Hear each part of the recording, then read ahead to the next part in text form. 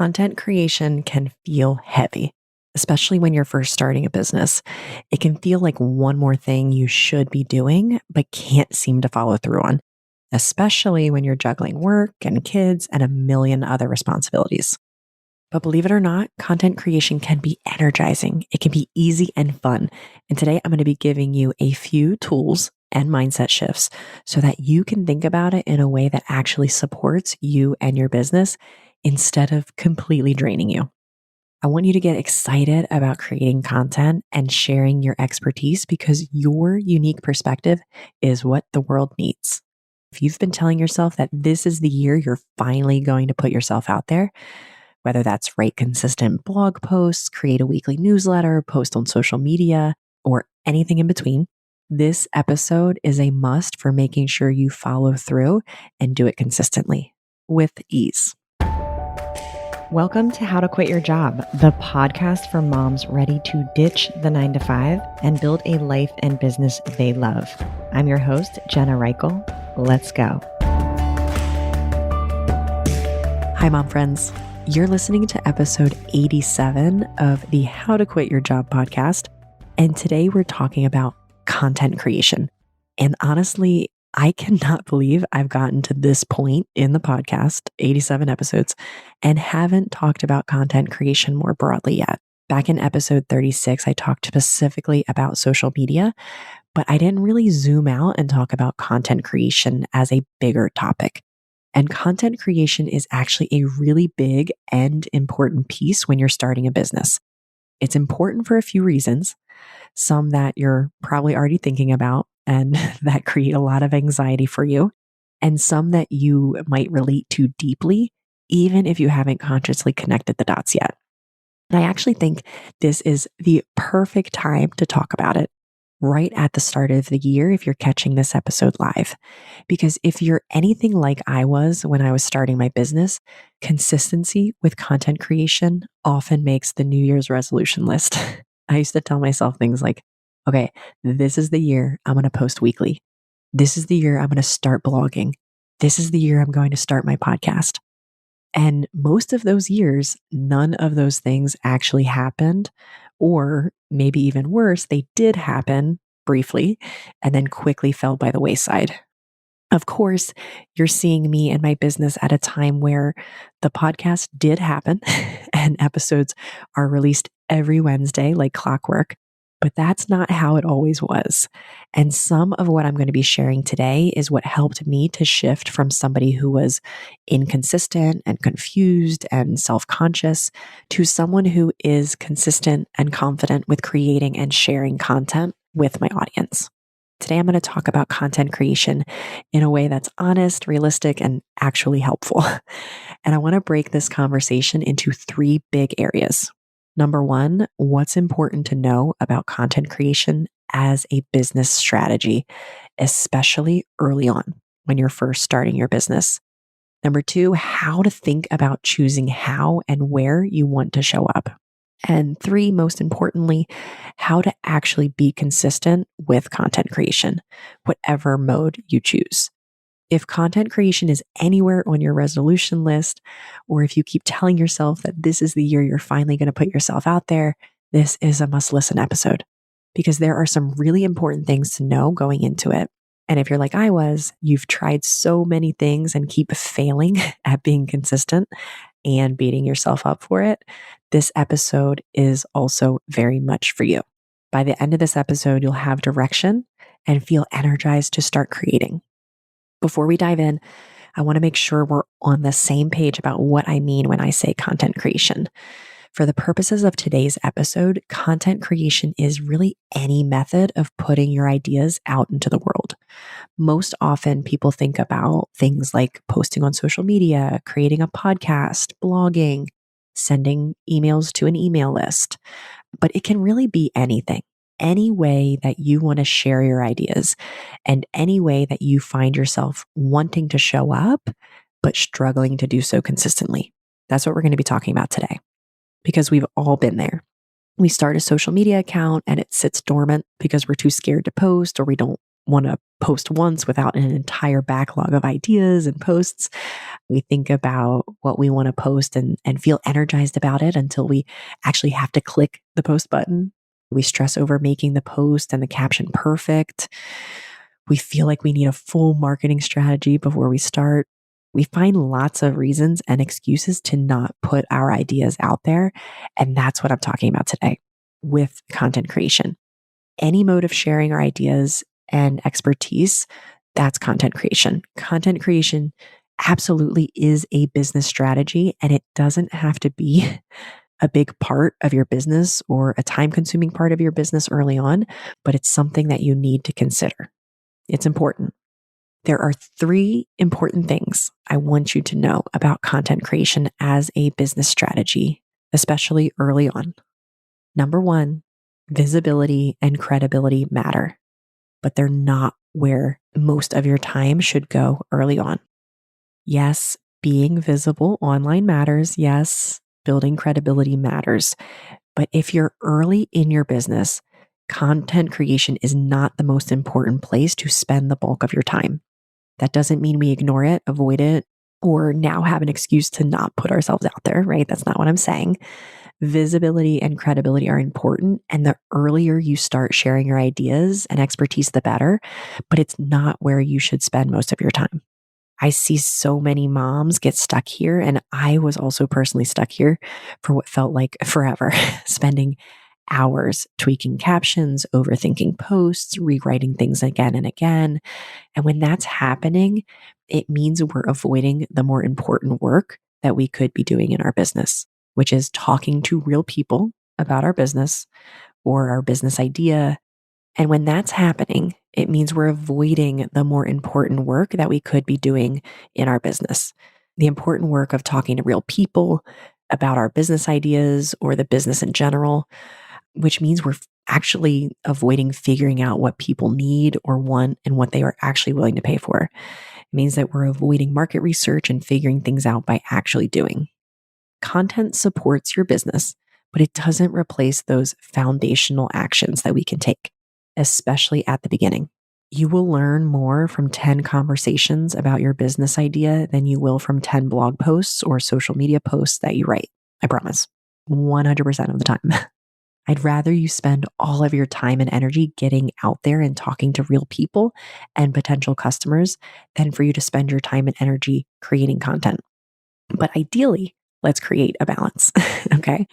So if you're beating yourself up about not having found a way to create content consistently, but you're out there going to networking events, talking to people at conferences, doing market research, setting up coffee chats, all those things, you're spending your time in the best places.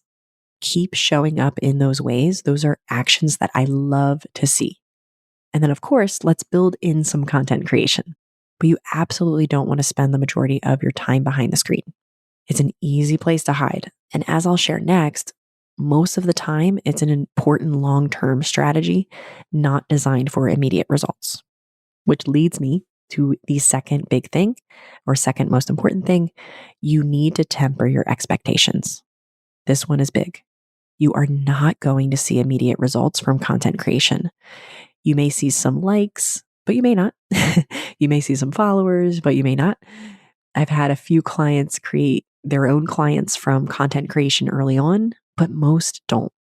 If you don't see immediate results from putting content out there, that doesn't mean you're doing it wrong. Content creation is a long-term strategy. It compounds over time. And most people quit right before it starts working because they expected results too quickly. If you go in expecting immediate payoff, you will feel discouraged very fast. I remember when I first started my podcast and working with my podcast team, and they asked me the goal of the podcast. Of course, I love when clients come from the podcast, but I knew that was wishful thinking at the beginning. I remember sharing with them that really I just wanted to accumulate content that I could share with my already clients and to develop a structure for more consistency in sharing my ideas, more consistency around content creation. Now, mind you, this is a few years into my business, so I had already crashed and burned a number of times with content creation. And when I told this to my podcast team, the one I've been working with for a couple of years now, they were thrilled by the answer because they'd worked with so many people who wanted to see immediate results from their podcast and then quit when they didn't get a client after the first few weeks. No matter what the content strategy is, it's about building a library of knowledge that ultimately builds trust with your audience. Trust takes time. Of course, there are going to be people who need less time to know, like, and trust you. I had a number of people reach out to me within the first few weeks of the podcast, but the majority of people will want to get to know you through the content you share before they feel comfortable hiring you or buying from you. So that's number two. The third important thing that I really want to share is that the landscape is always changing. So you need to stay nimble. What works now won't work forever. Algorithms change, platforms change, trends come and go. Your job isn't to perfectly predict what will work forever. It's to stay flexible and not overly attached to any one way of doing things. I had an entrepreneur friend of mine who fell victim to this reality. She had such great success on Instagram, just regular posts, that when the algorithm changed and it no longer worked well, she shut down her business instead of adapting. And this broke my heart because her business and expertise was so vital and important to have out in the world, especially for women. And I wanted her so bad to just move away from Instagram, try new things, experiment with new ways of creating content and building trust with her audience. But she was so angry and frustrated that the algorithm changed that she just preferred to just give up. I don't want that for you because change is inevitable and it's happening faster than ever because of technology. So make sure the strategy you choose, which I'll talk about next, the type of content you create stays flexible. Make sure you stay flexible. Okay. Know that if one thing works, it will likely not work forever. So let's talk about choosing how and where you show up. When I talk about content creation, I'm talking about any mode of visibility. Okay. Like I said before, social media, blogging, podcasting, email newsletters, YouTube, webinars, all the things. Anytime you're using your beautiful brain to create and share ideas, that is what I'm talking about with content creation. And here's the most important thing to consider when you're choosing where to start. And this might be a little bit of a hot take. I'm sure most people, especially in the marketing industry, are not going to agree with me. The most important thing is to choose a space based on what brings you joy. That's it. If you love long form writing and hate social media, start with a blog. If you love to post on Instagram and have never been on LinkedIn, start with Instagram. If you love talking and hate writing, lean into audio or video. And if you don't know yet what you enjoy, be brave and try things on without committing forever or without judging yourself if it doesn't work out. What I don't want you to do is to make your decision based on what you think you should be doing or what people are telling you you should be doing. That's what I did for a long time. I tried blogging early on. I tried social media. I tried newsletters. I tried LinkedIn. And no matter what I committed to, I struggled to stay consistent. And the worst part wasn't even the inconsistency, actually. It was how I judged myself for it. When I stopped blogging, I told myself that I was lazy or I wasn't a good writer. When I wasn't consistent on social media, I told myself something was wrong with me. I wasn't confident enough to put myself out there. I questioned my discipline, my writing ability, my confidence. And none of that negative self-talk helped me to show up more, right? Because when we beat ourselves up, we feel bad. And when we feel bad, we avoid. We avoid being visible. We avoid our businesses. So early on, it's far more important to choose the path that feels less heavy and difficult, or even a little bit fun, than to choose the right platform. And like when I say right, I mean the quote unquote right platform. What people are saying is the right platform for engagement. You will get a ton of messages from people telling you what you should be doing. And I want you to kindly disregard that advice until you're further along in your business. Until you're feeling comfortable and confident sharing your ideas, then you can push yourself to dabble in other modes of sharing. But if you're struggling to be consistent with anything, choose the thing that feels fun or brings you joy. And if none of it feels joyful yet, choose the least evil option. If you choose the thing that's the least painful, you're more likely to come back to it every day or every week or every month, whatever your goals are. Please don't set up an Instagram account if you hate social media and hate being in picture or on video. It doesn't mean that Instagram is out of the cards forever. It just isn't the best place for you to start. Set yourself up for content creation success early on. Choose something that feels good or at least better, and just start by building the content creation muscle. So, the third piece of all of this that I want to talk about is how to actually be consistent. Choosing something you enjoy helps, okay? But consistency also requires structure. There are 3 strategies. I feel like 3 is like my go-to number for this episode. But there are 3 strategies I recommend to be consistent with your content, and they all introduce more structure into the process. Number 1, you have to plan. Okay, I'll say this anytime we talk about consistency in any aspect of life. You need a habit of planning how you spend your time. Whether you're planning out your week or just planning out when you're going to work on content, you have to intentionally plan when it's going to happen. If you don't intentionally plan for content creation, it will always get bumped by more urgent things like kids and work and life. Okay. If it doesn't get planned, it doesn't get done. Content creation isn't the most urgent thing in your day-to-day life. It isn't the most urgent thing in your business, but it is important for building momentum and confidence as an entrepreneur. So if it makes it onto your New Year's resolution list, make sure you have a strategy to plan out exactly when you're going to create and when you're going to share. It doesn't have to be elaborate. I actually suggest spending an hour at the beginning of each week planning out everything for life and business and making sure that a small sliver of that logistics is writing down when you're going to do content creation. I release content each week in the form of this podcast. And so I schedule time each week for the development and execution of that content. Every week, I decide when I'm going to write out my notes and script and when I'm going to record, and also when I'm going to create and schedule any emails and posts about the content itself. I do it on a weekly basis, but you could also do content creation in bulk. If I spent an entire day coming up with and recording content for a month, that would save me a ton of time throughout the month and probably a good amount of stress, but I haven't gotten there yet. But if that sounds good to you, do it.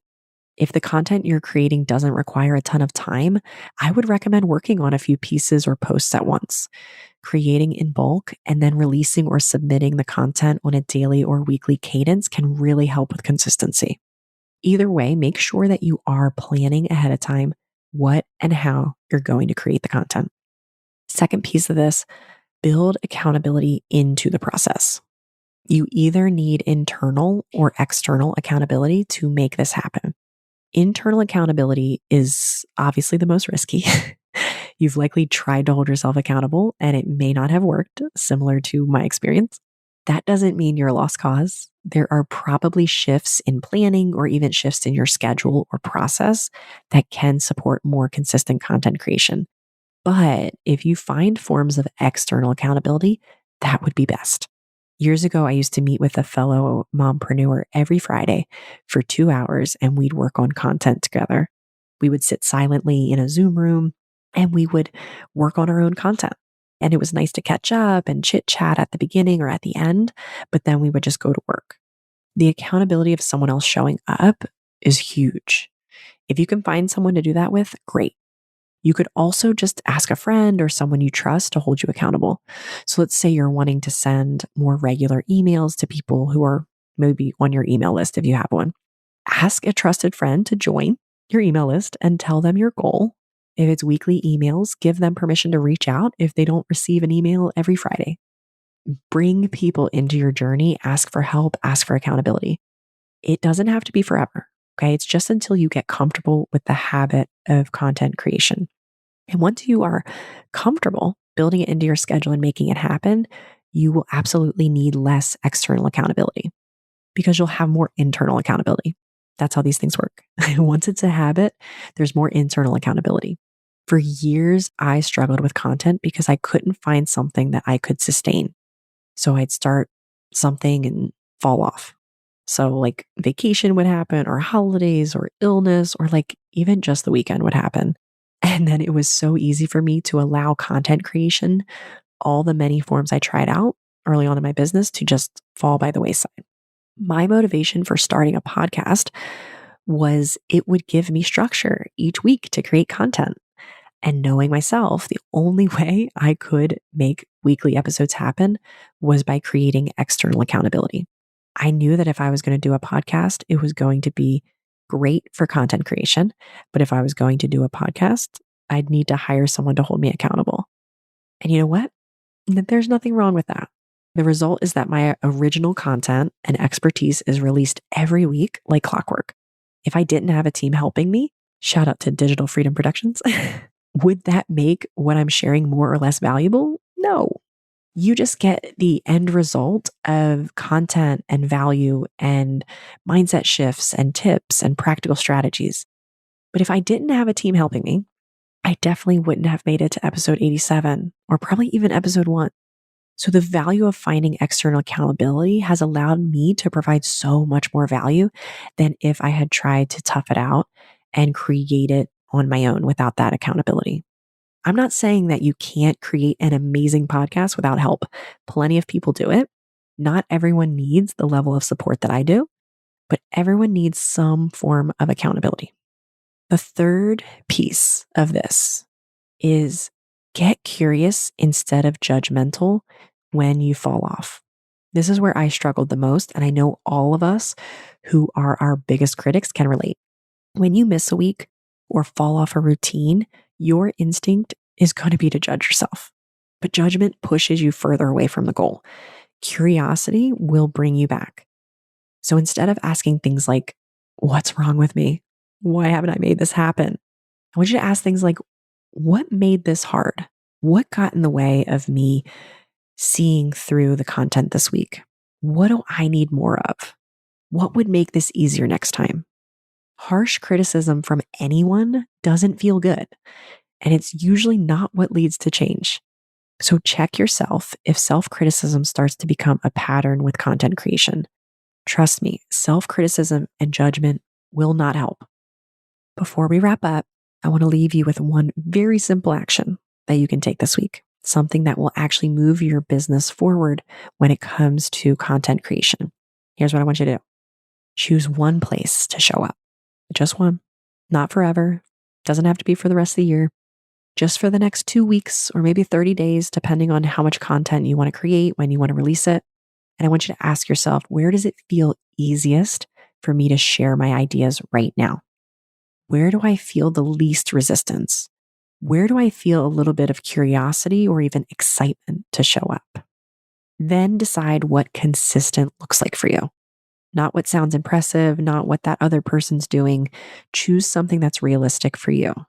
So maybe that's one Instagram post a week, one email every other week, one short blog post a month, one event every month, or even just drafting ideas in a notes app to build the habit of putting your ideas on paper. We're so good at consuming ideas that sometimes when we get into the process and habit of sharing ideas and putting our own ideas down, it can feel really hard and uncomfortable at first. I also want you to plan when you're going to create. I want you to put it on your calendar, name the time, and commit to showing up imperfectly.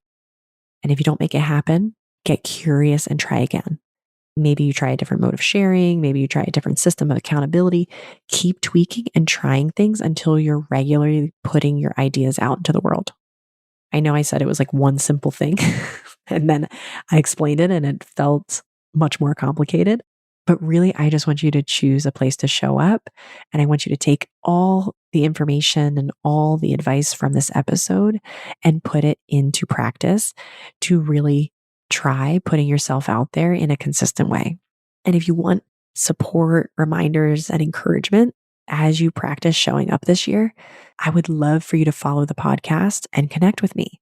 You can follow, of course, by clicking the plus sign button or whatever follow button exists wherever you listen. And you can connect with me on LinkedIn or by joining my free mom entrepreneur circle that meets twice a month. So if you follow the podcast, you'll always be notified of new episodes. Like I said, a couple times. They drop every Wednesday consistently. And while I do share on social media, it's still not really a place that brings me joy, which is why my Mom Entrepreneur Circle is my safe space for me to show up, share, and connect with moms who are eager to start their own businesses. And that space is completely free. So you can connect with me in all the ways by going to the show notes of this episode, jenna.coach/87. I want this to be the year that you start putting yourself out there, building credibility, and creating impact. Would you just start small and stay curious? It's okay to fall off. It's really about building the habit and the comfort with sharing your beautiful brain and all your ideas and expertise.